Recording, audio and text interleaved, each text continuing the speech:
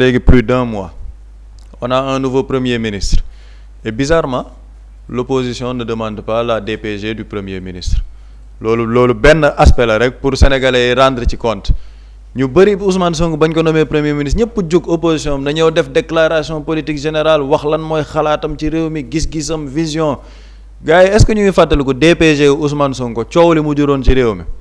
l'opposition apparemment ñoom Alamine Lo sa DPG waaw c'est pas du problème gars yi dañ ne woon Ousmane Sonko daa ragal def DPG Alamine Lo moom c'est le premier ministre le plus heureux au monde opposition bi duñ ko lijjanti duñu wax ci moom xaaruñ ci moom DPG kenn du wax ana suñu premier ministre parce que ñoom le premier ministre apparemment il n'existe pas donc le premier ministre mu ngi fi ministres yi ñu ngi fi mais ministres yi ca lan lañ ne dañoo gis récemment les ministres sont nommés ok ñu ngi leen di xaar ci seeni département pour ñu wax par exemple la politique sectorielle au niveau des transports la politique sectorielle ci niveau agriculture élevage ak leneen mais on voit des ministres yoo xamante ni tu as l'impression dafa am des directions des affaires religieuses dans les ministres en question parce que ministres yi ñu fal yépp ils font la tournée des cités religieuses tu as l'impression ni ñoom wàllum cités religieuses yi lañ leen dénk mais ça pose problème parce que daf ñuy delloowaat ci politique bu njëkk ba xam nga politique bu njëkk ba dañ naan la si tu as de très bonnes relations avec les familles religieuses et tout vraiment foofu comme Touba boo demee seeti kilifa yeeg yooyu Touba da nga koy gagné boo demee Tivaouane seeti kilifa yeeg yooyu da nga koy gagné donc ñoom j'ai l'impression qu'ils sont dans des logiques électoralistes yoo xamante ni ñoom daal seeni première tournée nañ dem ci kër kilifa diine ma ne bon ok d'accord soit xanaa di nga dem benn baay ñaar baay mais y a des ministres depuis une semaine 2 semaines foo leen gis ñu ngi ci famille religieuse ma ne mais attends votre département il attend lan ngeen fay def bu ma jëlee le cas du ministre de Thiès parce que man sama dëkk am naa fa lu ma doy le ministre de Thiès le ministre Ousmane Diagne moom mooy le ministre auprès du ministre de l'élevage et de l'agriculture le ministre moom fal nañ ko nommé nañ ko léegi bañ ko nommé am na ay tournées yoo xamante ne jot na ko ci def léegi dañuy dem déglu le ministre maître Ousmane Diagne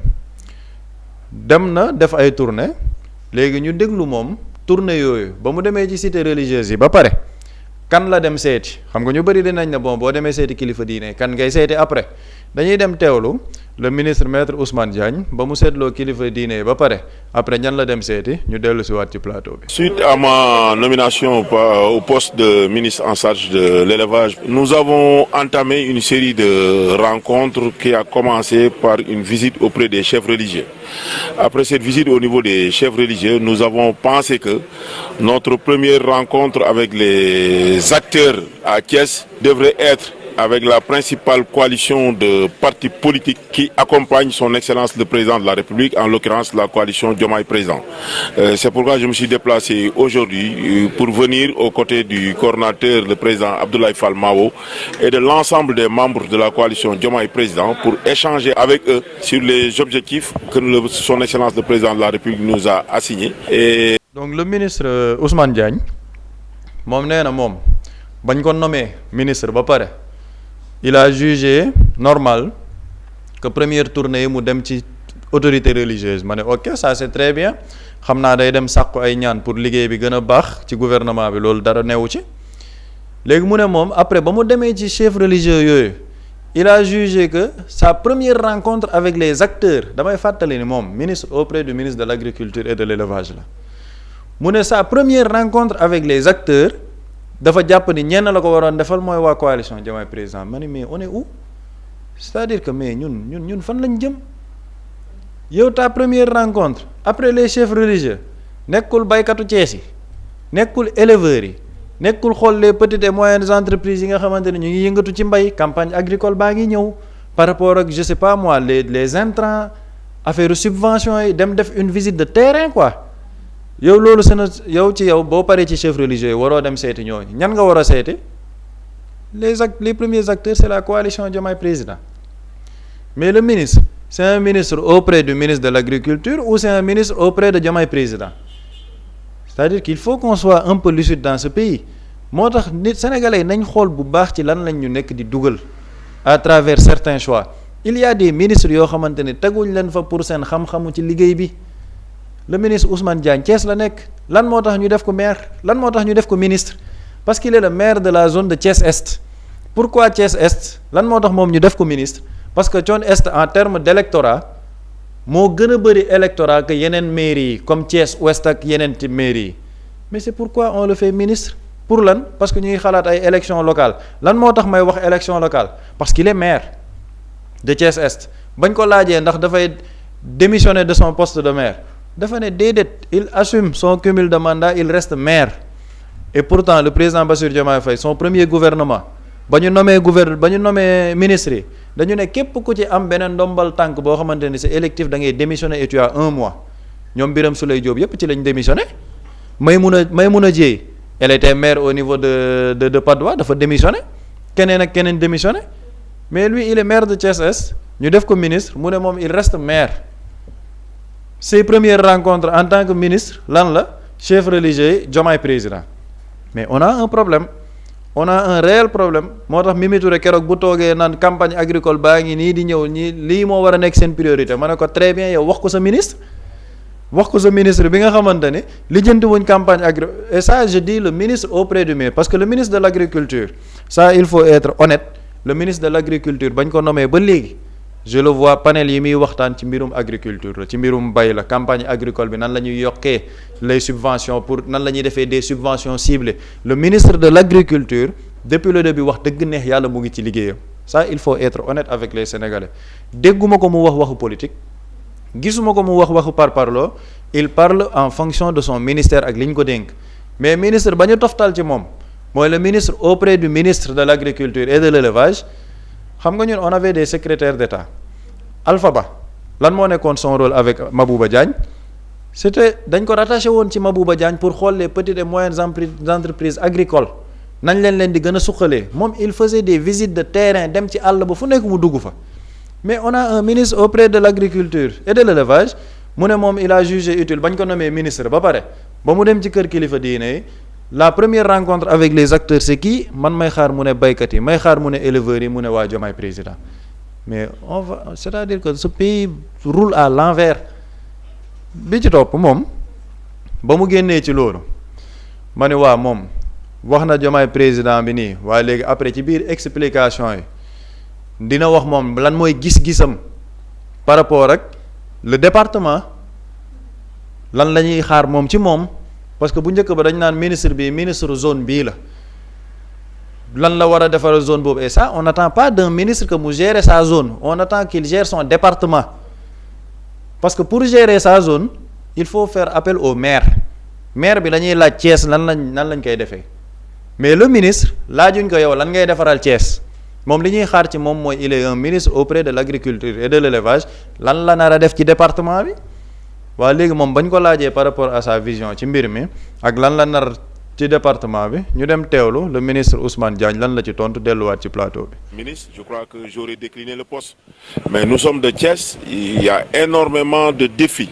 Et à Thiès, les Thiessois ont énormément de problèmes. Donc avec la coalition aux côtés de son Excellence le Président de la République, nous allons essayer de voir ce qu'il est possible de faire avec engagement pour nous impliquer davantage dans ce qui se passe à Thiès pour améliorer considérablement le quotidien des Thiessois qui traversent comme un peu partout dans le pays une situation économique. Soxna Amina lii ça pose problème parce que ministre bi nee na moom les Thiessois ont énormément de problèmes ma ne ko effectivement ñun Thiès lañ dëkk suñuy homme politique rek doy nañu problème homme politique yi nekk Thiès rek doy nañu problème mu ne moom day xool vraiment nous sommes de Thiès comment on va faire pour travailler à améliorer considérablement la vie des citoyens thiessois ma ne ko mais ñun on est dans un problème de rôle parce que le ministre on lui demande pas d'améliorer les conditions de vie des Thiessois même s'il est de Thiès même s'il est maire de la commune de Thiès-Est en tant que ministre laajuñ ko lan lay defaral Thiessois yi man Thiès laa dëkk man maa gën a bëgg Thiès ñoom ñëpp mais si j'ai des comptes à demander par rapport ak ni ñuy demander Thiessois yi je ne l'interpelle pas en tant que ministre je l'interpelle en tant que maire de Thiès-Est bu ma bëggee xool Thiès nan lay fonctionner damay dem ci maire Babacar Diop ne ko Thiès lii ak lii ak lii mais Thiès waa bu bëgg sa Thiès dox est-ce que sa xel da nga naan bon bëgg naa Thiès dox kan laa war a waxal sa xel du ñëw da nga naan xaaral ma dem ci ministre auprès du ministre de l'agriculture non da nga naan daay ma dem ci maire bi. On est dans une confusion de rôle moo tax il faut se demander est-ce que ñoom xam nañ sax lan lañ leen dénk et quand il dit dañuy travailler pour xool Thiès nan lay doxee ak yooyu man leneen laa ci gis mooy une logique électoraliste donc moom il est là-bas pour satisfaire waa Thiès pour ban ambition nee nañ ay local a ngi ñëw donc moom est-ce qu'il a été fait ministre pour répondre pour ce département wala est-ce qu'il a été fait ministre parce que dañoo bëgg copter benn électorat au niveau de Thiès c'est une question parce que bu fekkoon ne sax dama toog ma ne xaaral ma analyser lii ak yooyu mais moom à entendre son discours ak ni mu doxalee dafa ne moom ses premières rencontres ce sont les chefs religieux après les premiers acteurs yi mu war a dajal c'est la coalition Diomaye président ñu ne ko yow lan nga nar sa département mu ne man je suis de Thiès. Nous sommes Thiessois, on va travailler pour améliorer la vie des Thiessois parce que les Thiessois ont énormément de difficultés. Moom li ñu ko laaj ce n'est pas si les Thiessois ont énormément de difficultés moom sa préoccupation ce n'est pas les Thiessois sa préoccupation ce sont les agriculteurs ce sont les éleveurs campagne agricole bi nan la nar a def léegi Thiès bu ci waree am wàll ce sera dans une dynamique sectorielle maanaam Thiès. Dans une dynamique sectorielle par rapport ak campagne agricole beeg yooyu lan ak lan la ci Thiès di am foofu mën na fa ñëw pour le compte du ministère mais mënoo ñëw nga ne yow tu travailles pour xool nan la ñuy améliorer la vie des Thiessois loolu maire bee ko moom loolu cëru maire bi la maintenant nag lii mooy problème mu cumul parce que moom il est dans une confusion de rôle parce que tu ne sais pas s'il parle en tant que maire s'il parle en tant que ministre parce que rencontre bi mu dem il est parti en tant que ministre mais il est parti en tant que ministre il met ses habits de maire c'est-à-dire que cette confusion de rôle au niveau de l'État lii moo dommage dans ce gouvernement li ñu naan gouvernement bi en fait dañ ko teg pour vraiment des considérations politiques te gis nga ko les ministres là Idrissa Samb dem na nee na day def tournée Jolof la rentrée politique da xawma Idrissa Sarr nga gis DG Sarr bi Habib Diop moom nee na moom lañ dénk Touba moom mooy mobiliser pour Touba mais yéen lañ leen dénk léegi anamu c'est-à-dire que on est très tôt rentré dans des dynamiques politiques électoralistes locales yi ñëwagul mais le gouvernement li ñu leen laaj mooy liggéey leen seen politique maanaam seen département lan ngeen ci nar a def mais si on met quand même des ministres yoo xamante ni malheureusement c'est pour de la politique lii lay jur lii absolument lay jur Alpha Ba c'est un ministre c'était un secrétaire d'État de Pastef pourtant la nga doon gis ci politique sax bëriwul mu ngi woon tout le temps ci àll ba ak baykat yi bu heure politique Pastef jotee mu dem politique on avait des ministres yoo xam ne Birame Souleye Diop il fait partie de l'appareil de Pastef l'appareil de base Birame Souleye Diop li nga ko gis ci ay événements politiques à part randonnée Thiès yeeg yooyu nga koy gis wala Pastef def benn meeting mais fan nga ko doon gis tout le temps il était dans son département ñu xool lan lay def ak lan la dul def les ministres de Pastef boo seetloo sax ñi ñu dàq jamono ji la gars yi di wax ne yéen ñu ngi doog a xam ne ndekete yéen ay homme politique ngeen parce que dañoo bàyyi woon seen politique di dem liggéeyi mais fii malheureusement gars yi dañoo bàyyi liggéey ba ne dañuy politique maître Ousmane Diagne moom dénk nañ ko agriculture ak élevage auprès de son ministre est en train de faire son travail man ci li ma gis moom ma ngay politique pour la coalition Diomaye président parce que moom comme dañ ko tabb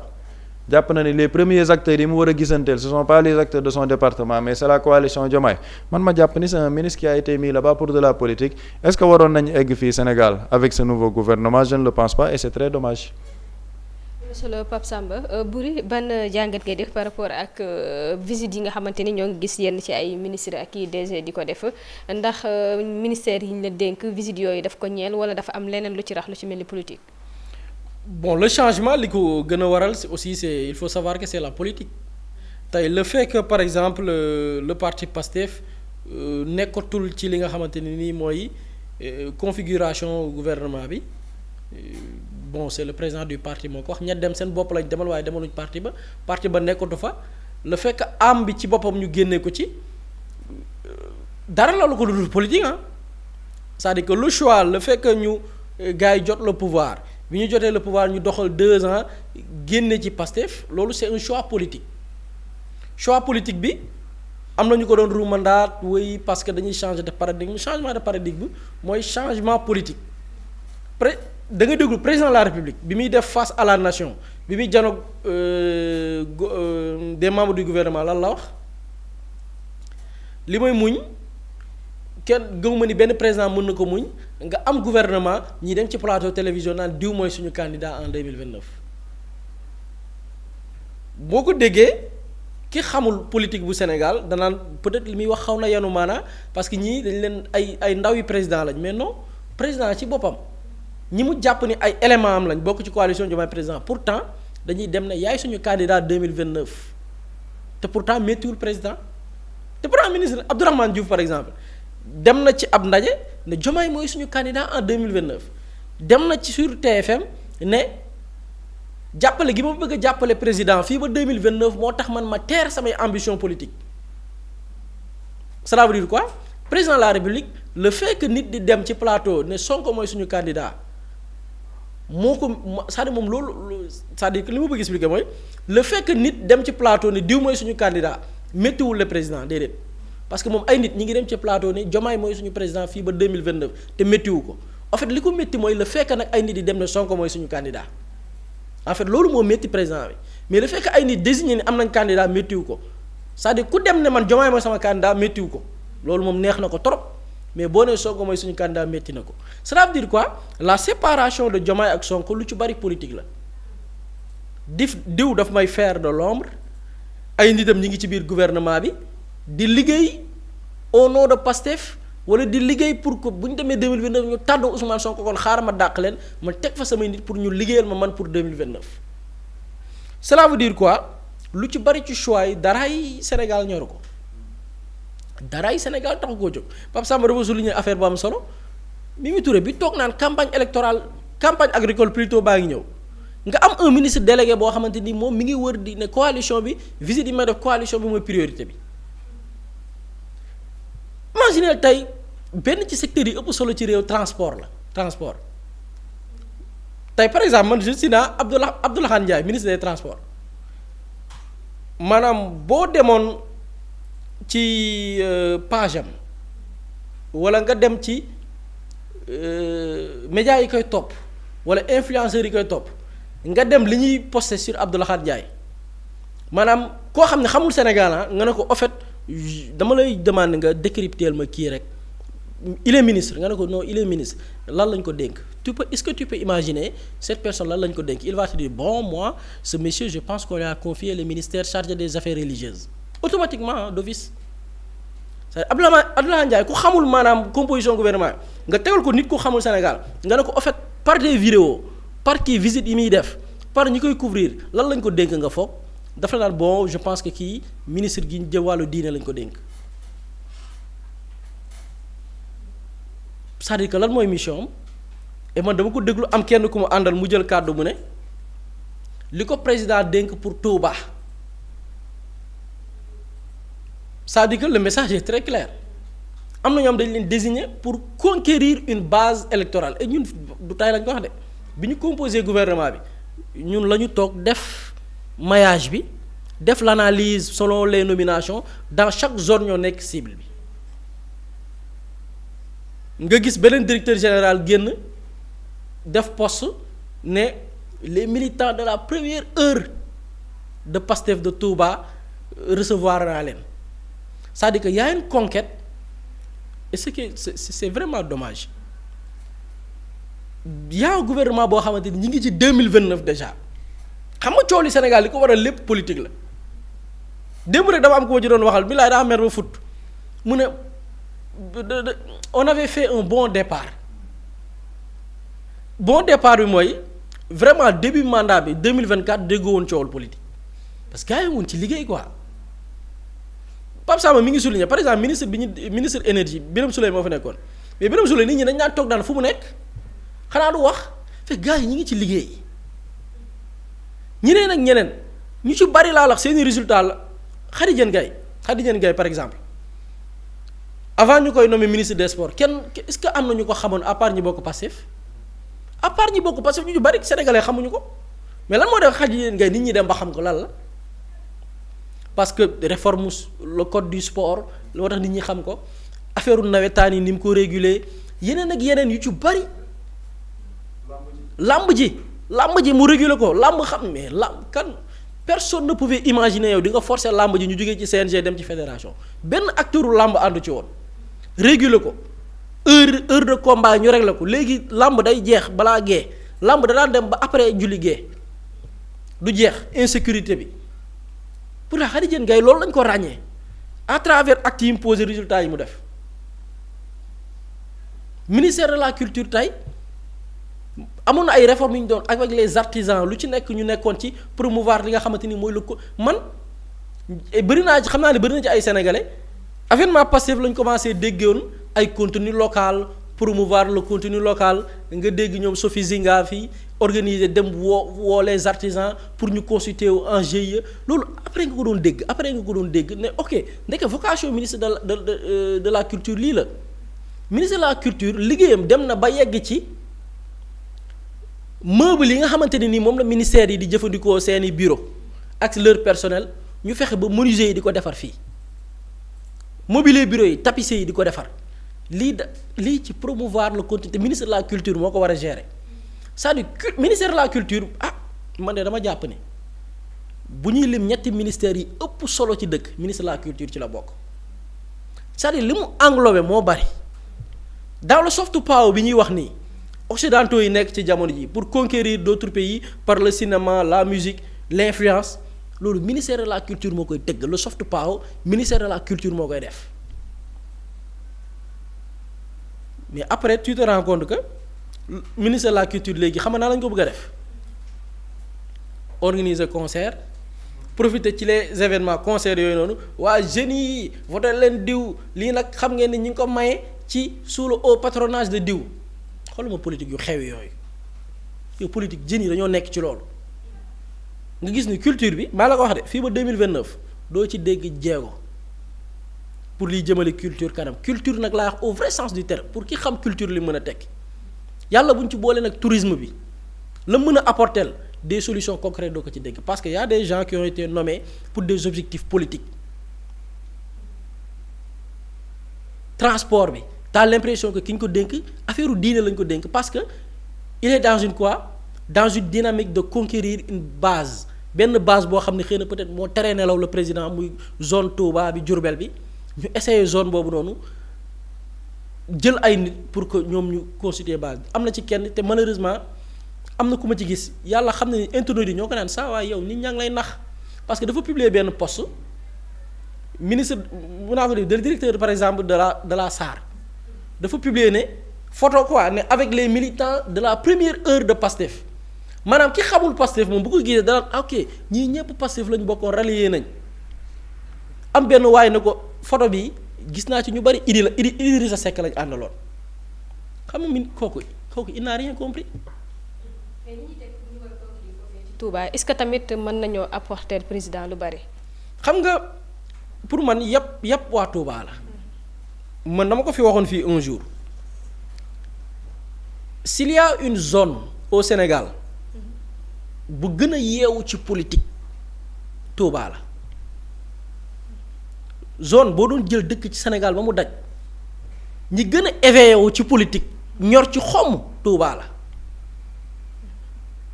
Touba mooy dëkk boo xam ni du ñu voté maanaam xam nga naan diw du fowantu du ñu voté woon ñoom vote dañuy jël choix mu leer bu gars yi di jóg fii Dakar ñu xëy ñu ne waa reporter yi xam nga seetlul élection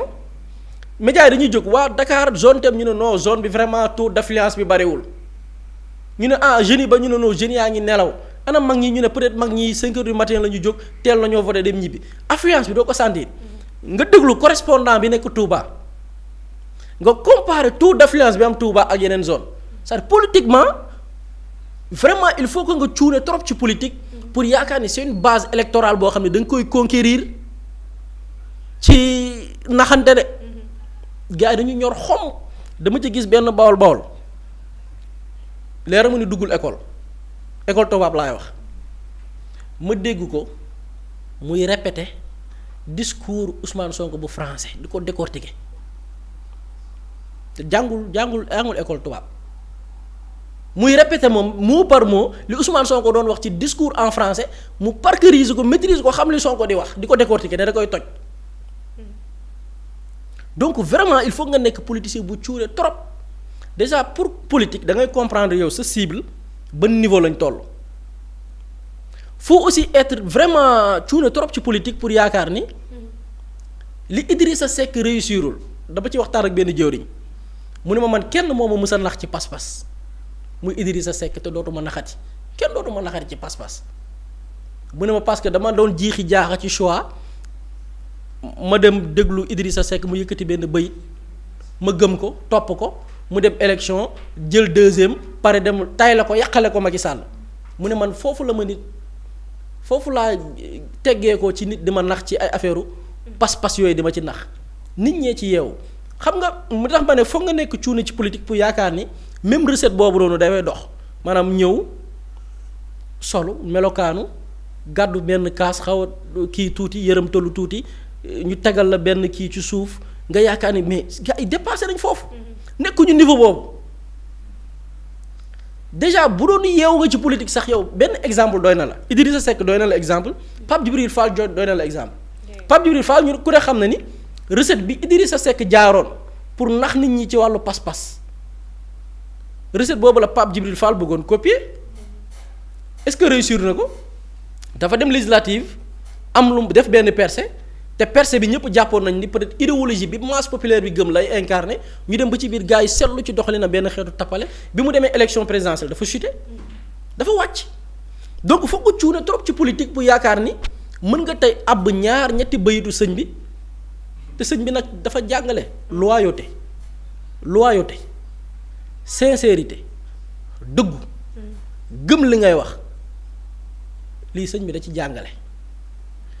donc yow bu dee ni yow pas-pas nga bëgg mbubboo pour nax nit ñi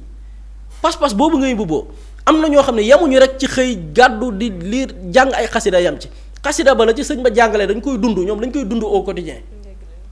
dund boobu ñu koy dund au quotidien mooy valeur ya dañ koy dund bu ñu ko gisul ci dal la fay baax waxal ay bayit fii ba ginnaaw suba duñ la déglu parce que xam nga lan la ñuy xool sa doxalin est-ce que dëppook nag li sëñ bi jàngale est-ce que yow nit ku ñu war a gëm nga ci kàddu est-ce que tappalekat nga da ngay tappale moo tax ma ne malheureusement dinañ leen naxati rek parce que Antoine Diome am na dans la zone de Touba Antoine Diome la mu fa doon manigancé yépp gëw ma ni ci régime bii dina am nit kuy jéem a teg ay pexe yu raw yi Antoine Diome doon def foofu teewul ba élection jotee gars yi dañ leen a wulli waa Benno Bokk Yaakaar wulli yoo xamante ne nii te pourtant lañ fa daj ci jéem a influencer amul régime bi munu ko régime président Diomaye mënul lu raw li Antoine Diome doon manigancé am ay nitam ci yenn këru diine yi man dem naa ba Kaolack ñu nettali ma Antoine Diome yenn yu mu doon def foofu noonu ci wàllu manipulation politique ñooñu luñ def ñooñu fi ñu yeggoon ci sañ-sañ ñii mënuñu fa yegg teewul ba ñu demee ci ay élection xoolal dans toutes les cités religieuses dañ leen fa dóor yu métti moo tax ma ne parfois suñu politique yi ñu ci bari ils sont en retard parfois da ngay xool yenn politique yi surtout politiciens yi nga xam ne man ñi may wax nii xam nga ñoom Macky Sall mën nga jàpp ni am na ñoo xam ne temps bi dafa leen fi bàyyi da leen war a mise à jour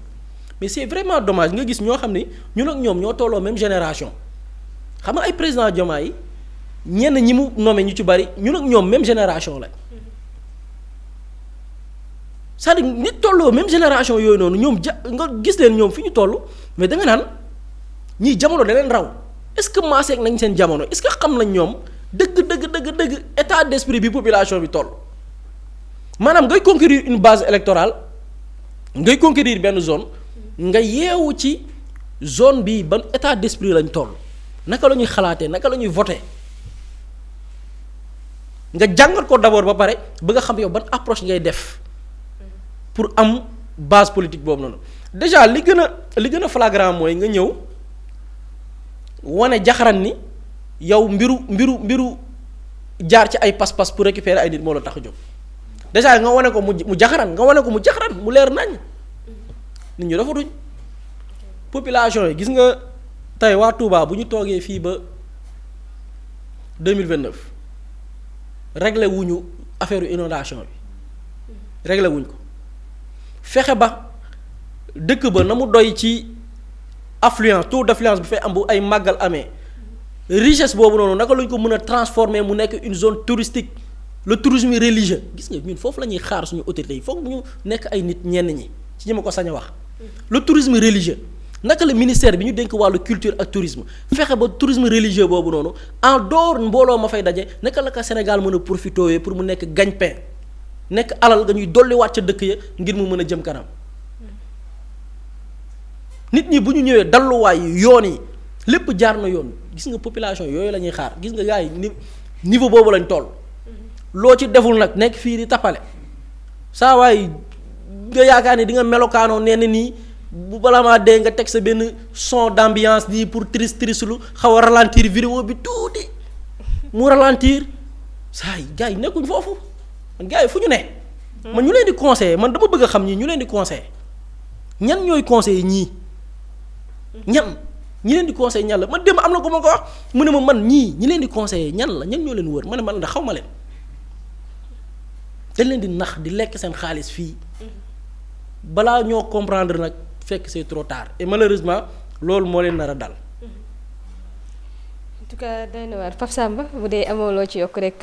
ñu yëkkati jotaay bi day mel ni li ñu amoon ci waxtu jeex na. donc macha allah gars yi nañ déglu bëri bàyyi son triste yi parce que effectivement moom ko waxee la ci sama xel dem dama koy gis.